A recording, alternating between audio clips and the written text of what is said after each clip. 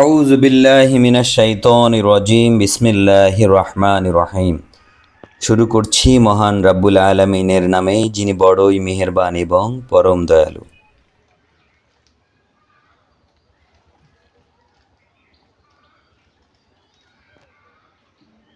এরশাদ হচ্ছে সূরা আল ইমরানের ৪২ নম্বর আয়াত থেকে ৬২ নম্বর আয়াত পর্যন্ত। যখন ফেরেশতারা বলেছিল, ও মরিয়ম, আল্লাহ তোমাকে মনোনীত ও পবিত্র করেছেন আর বিশ্ব নারীদের মধ্যে তোমাকে নির্বাচিত করেছেন। ও মরিয়ম, তোমার প্রতিপালকের অনুগত হও এবং সিজদা করো, আর যারা রুকু করে তাদের সাথে রুকু করো। এ অদৃশ্য লোকের সংবাদ যা আমি তোমাকে প্রত্যাদেশের মাধ্যমে জানাচ্ছি।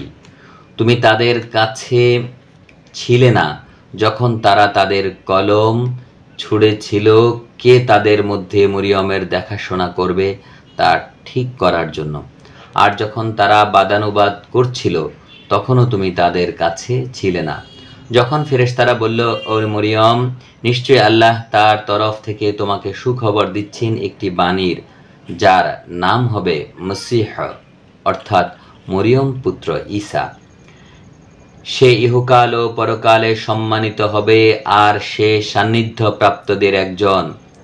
সে দোলনায় থাকা অবস্থায় ও পরিণত বয়সে মানুষের সঙ্গে কথা বলবে, আর সে হবে পুণ্যবানদের একজন।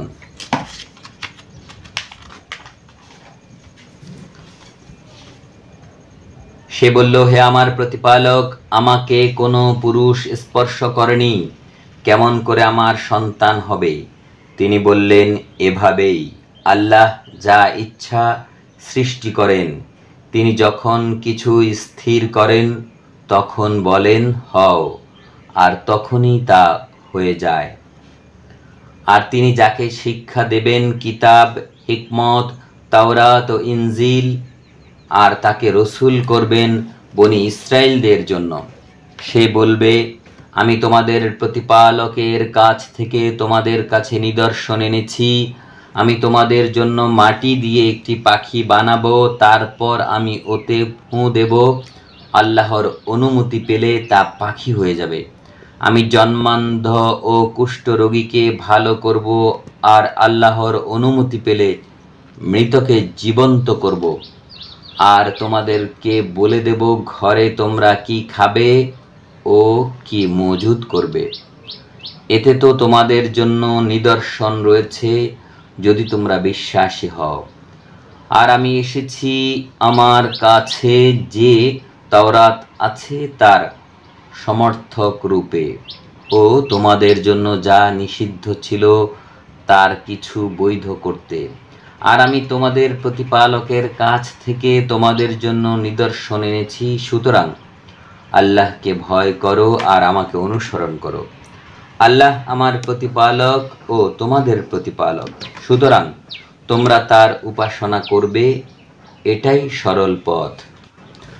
অতঃপর ঈসা আলাইহিস সালাম যখন বনি ইসরাইলের কুফরি সম্পর্কে উপলব্ধি করতে পারলেন, তখন বললেন, কারা আছে আল্লাহর পথে আমাকে সাহায্য করবে? সঙ্গী সাথীরা বলল, আমরা রয়েছি আল্লাহর পথে সাহায্যকারী। আমরা আল্লাহর প্রতি ঈমান এনেছি, আর তুমি সাক্ষী থাকো যে আমরা হুকুম কবুল করে নিয়েছি। হে আমাদের পালনকর্তা, আমরা সে বিষয়ের প্রতি বিশ্বাস স্থাপন করেছি যা তুমি নাজিল করেছ। আমরা রসুলের অনুগত হয়েছি, অতএব আমাদিগকে মান্যকারীদের তালিকাভুক্ত করে নাও। এবং কাফেরেরা চক্রান্ত করেছে আর আল্লাহ ও কৌশল অবলম্বন করেছেন। বস্তুত আল্লাহ হচ্ছে সর্বোত্তম কৌশলী। আর স্মরণ করো যখন আল্লাহ বলবেন, হে ঈসা, আমি তোমাকে নিয়ে নেব এবং তোমাকে নিজের দিকে তুলে নিব, কাফেরদের থেকে তোমাকে পবিত্র করে দেব। আর যারা তোমার অনুগত রয়েছে তাদেরকে কিয়ামতের দিন পর্যন্ত যারা অস্বীকৃতি জ্ঞাপন করে তাদের উপর জয়ী করে রাখব। বস্তুত তোমাদের সবাইকে আমার কাছেই ফিরে আসতে হবে। তখন যে বিষয়ে তোমরা বিবাদ করতে আমি তোমাদের মধ্যে তার ফয়সালা করে দেব। অতএব যারা কাফের হয়েছে তাদেরকে আমি কঠিন শাস্তি দেব, দুনিয়াতে এবং আখেরাতে তাদের কোনো সাহায্যকারী নেই। পক্ষান্তরে যারা ঈমান এনেছে এবং সৎ কাজ করেছে তাদের প্রাপ্য পরিপূর্ণভাবে দেওয়া হবে, আর আল্লাহ অত্যাচারীদেরকে ভালোবাসেন না। আমি তোমাদেরকে পড়ে শুনাই এ সমস্ত আয়াত ও নিশ্চিত বর্ণনা। নিঃসন্দেহে আল্লাহর নিকট ঈসার দৃষ্টান্ত হচ্ছে আদমেরই মতো। তাকে মাটি দিয়ে তৈরি করেছিলেন এবং তারপর তাকে বলেছিলেন হয়ে যাও, সঙ্গে সঙ্গে হয়ে গেলেন। যা তোমার পালনকর্তা বলেন তাই হচ্ছে যথার্থ সত্য, কাজেই তোমরা সংশয়বাদী হয়ো না। ৬৬ নম্বর আয়াত আবারও পড়ছি। অতএব তোমার নিকট সত্য সংবাদ এসে যাওয়ার পর যদি এই কাহিনী সম্পর্কে তোমার সাথে কেউ বিবাদ করে, তাহলে বলো, এসো আমরা ডেকে নেই আমাদের পুত্রদের এবং তোমাদের পুত্রদের, এবং আমাদের স্ত্রীদের ও তোমাদের স্ত্রীদের, এবং আমাদের নিজেদের ও তোমাদের নিজেদের, আর তারপর চলো আমরা সবাই মিলে প্রার্থনা করি এবং তাদের প্রতি আল্লাহর অভিসম্পাত করি যারা মিথ্যাবাদী। নিঃসন্দেহে এটাই হলো সত্য ভাষণ, আর এক আল্লাহ ছাড়া অন্য কোনো ইলাহ নেই, আর আল্লাহ তিনি হলেন পরাক্রমশালী মহাজ্ঞানী।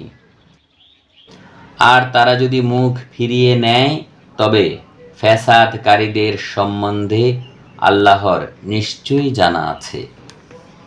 মহান আল্লাহ যা বলেছেন সত্য বলেছেন।